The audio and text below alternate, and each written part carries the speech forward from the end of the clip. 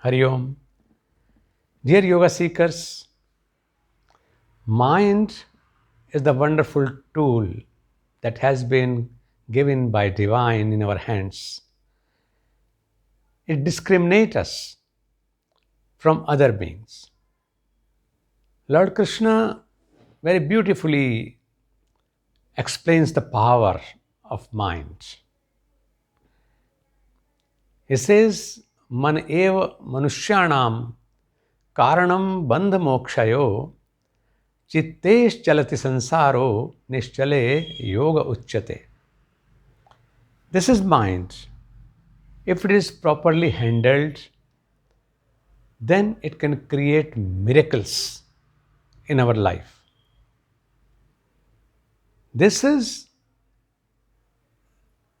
the reason, the main cause of all our bondages, and the same mind is the main cause of liberation from all bondages.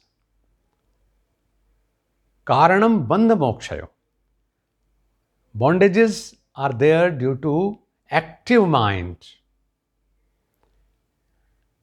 Because when mind is involved in sensory objects, sensory subjects, then there is the existence of world, existence of worldly life, and worldly life filled with sorrows and sufferings, with awards and punishments, with ups and downs, with honors and insults. We are continuously involved in all this. But when mana is nischala, it is a mana. No mind position is attained. That it is there, but we have mastered it up to that level that we can reduce it up to zero. And that state is called nischale. Nischale. There's no movement in mind. Because when there is a vikara in our mind, then the creation starts. Creation of sorrows and sufferings start. Same way as there's a pond and we throw a stone into it, small stone even. So it creates an activity there. The silence is disturbed. But when we sit in silence, we are blessed with patience. We become not the creator but the spectator. That time, the silence, true silence, calmness is attained.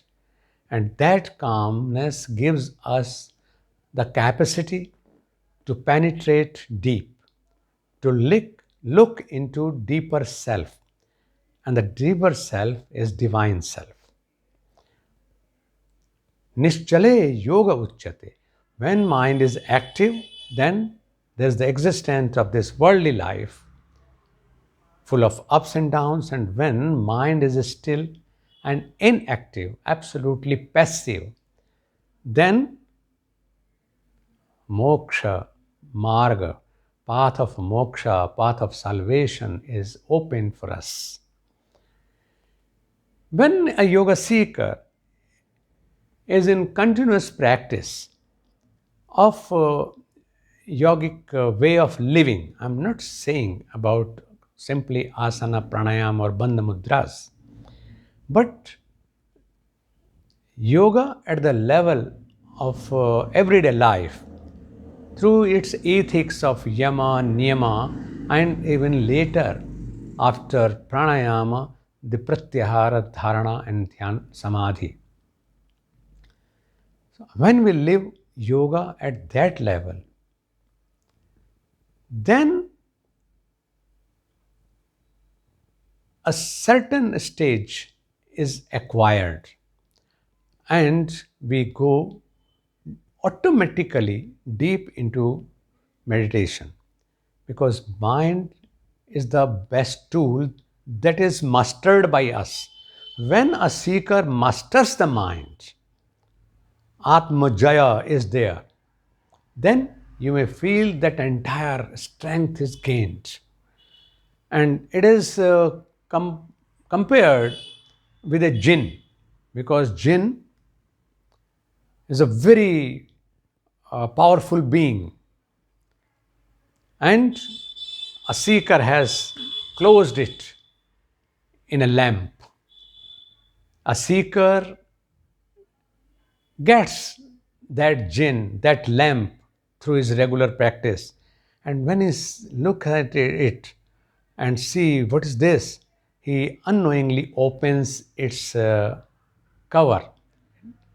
Then the jinn comes out and he says, "Order me.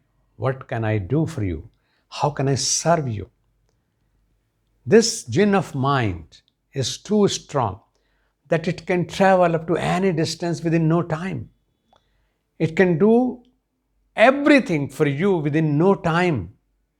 It is so fast, so quick, so competent, and it is too tough to control it. Then it says, "I can do everything for you." That jinn is mind. It says, "I can do everything for you, but the condition is one, that you have to keep me busy. Ask whatever you desire. I can give you here only.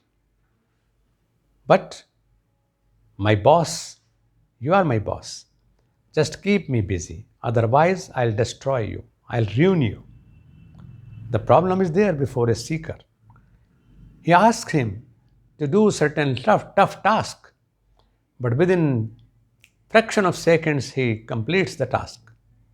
Then he says, "It is over. Now give me another task." Another task is also given. It is also completed within fraction of seconds. And it goes on like this, but there's no more work left. Then the seeker is in trouble. He knows that this powerful jinn of mind is in my command, but if I don't keep it busy, then it will certainly ruin me. Then his Viveka asked him, "Oh, jinn, do one thing. You see this pole? You do this thing, that just move on up and down on this pole." He starts doing it. And when that mind is busy in this up and down journey of that pole, then the sadhak is at peace to relax. Same way, it happens in our meditation process that our indriyas are strong, our controller, the mind is strong enough, and it is so strong that it can create all miracles. It can do anything for us. But then we have not to be involved with it.